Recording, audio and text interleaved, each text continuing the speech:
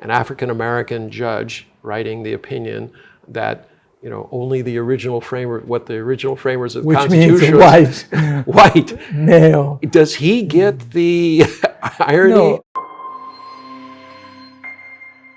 50 years now going backwards.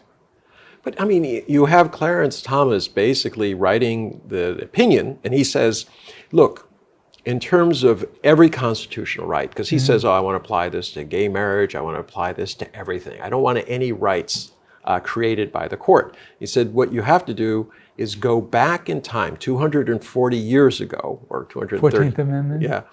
Oh, no, all the things, constitutional. all constitutional issues should be decided based on whether or not, all right, the same situation existed 240 years ago. And if it did, I mean, he's talking about the framers of the Constitution. So in arguing on one thing, he said about guns, all right? Guns was about, if you weren't allowed to have guns in the legislature, then we'll accept that there's a reason, because it was accepted by the framers, even without laws. I don't even know what this means legally. Generally, we deal in things that are written. And he's just making stuff up and saying that all constitutional issues have to be looked at from a historical perspective. You have to take a microscope. Sure, let's look at the microscope. In terms of voting rights, who had the voting right? You have to be white and male. Male and a landowner. That was the original framers of the Constitution. Sure. Women didn't get the right to vote until about 100 years ago. No. And blacks were not allowed to vote until 1965. Well, interestingly, also Hispanics, Indians, Asians. Right. That's right. If you weren't white, it wasn't right. That's right. Yeah. If you weren't white, male, and a landowner, you didn't have a right to vote. This is, if U.S. is start to head back in that direction, back to the Anglo-Saxon. Yes, yesterday, a politician doing a rally with Donald Trump said, "Thank you for restoring white power." That's right. Yeah. Now, she claimed afterwards that she was saying that that it was about abortion, the right to life. All right. But she was also quoted before, quoting Adolf Hitler. Yeah. So we're starting to wonder whether or not she's sincere. Einar, I think the fact that the U.S. is moving more and more toward emotional confrontation on ideals is unavoidable, because it's become no longer a rational behavior when you start talking about going back to the original framers of the Constitution. But I mean, there's a group called the Federalist Society, and basically every conservative Supreme Court justice that is on the bench was a member of this group, and they push what they call originalists. And that's this doctrine that Clarence Thomas is talking about, that you can only interpret the Constitution if you know what happened 240 years ago, which is quite interesting because he's not exactly the best student of history. That's right. Yeah. He's also not white. And that's interesting, Yeah. Because today you're starting to see certain minority groups. For instance, Donald Trump had actually an increase in the number of Hispanics who voted for him, even though he says really terrible things about Hispanics. Same in African American circles. Herschel Walker, he's running. He seems to think there are 52 states. He has some problems with the fact that he did not graduate from the school he said he did. Oh yeah, and he was caught in that. Now expect a post-truth, post-hypocritical world. But at what point does it all fall apart? I mean, there's no glue anymore. It's not only the U.S. I think the same thing is beginning to happen in Europe too. Green Party, for example, in Europe, we joke about tree huggers, and they're really, really, absolutely tree huggers. Shut down all the nuclear power plants, so on and so forth.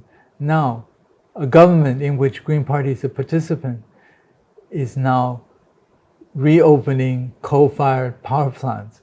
Yeah.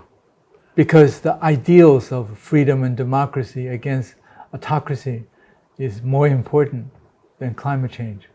An ideological difference, all right, is more important than survival. That's right. How is it possible that we've gone down this road? And why is China being vilified for actually doing something about poverty, the environment, all the things that a responsible country is supposed to do? Creating a China's better life doing. for its people. That's what China is doing. But I mean, it's constantly criticized. I think it's a combination of a number of things. One is racism. There's always been the yellow horde. Yeah. You and I know that firsthand. That's right. We went through the whole period and continue to go through it.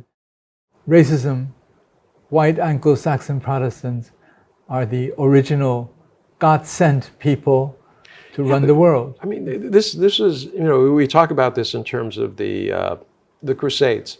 Mm-hmm. We talk about in terms of the first wave of colonialism from Europe. And then now we have the second wave from the United States, but it just seems that no one seems to see it. Why? Why is it so difficult to see that we're doing the wrong things continuously? I think coming back to the original question, framing your original issue, is racism is one thing, cultural is another. Culture, I would include religion, the one God concept. You don't believe in my God, then you are a savage and can be wiped out. This has happened over 300 years.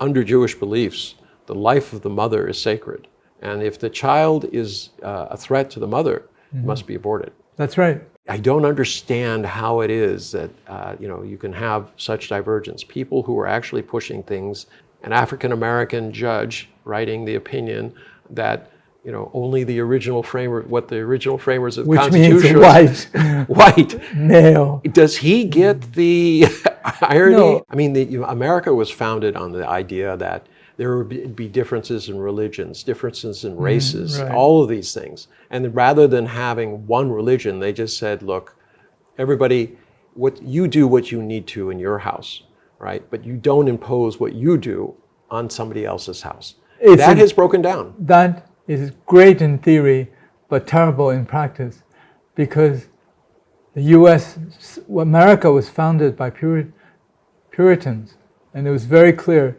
that whoever controlled the guns and controlled the government was in the majority, would basically can dictate.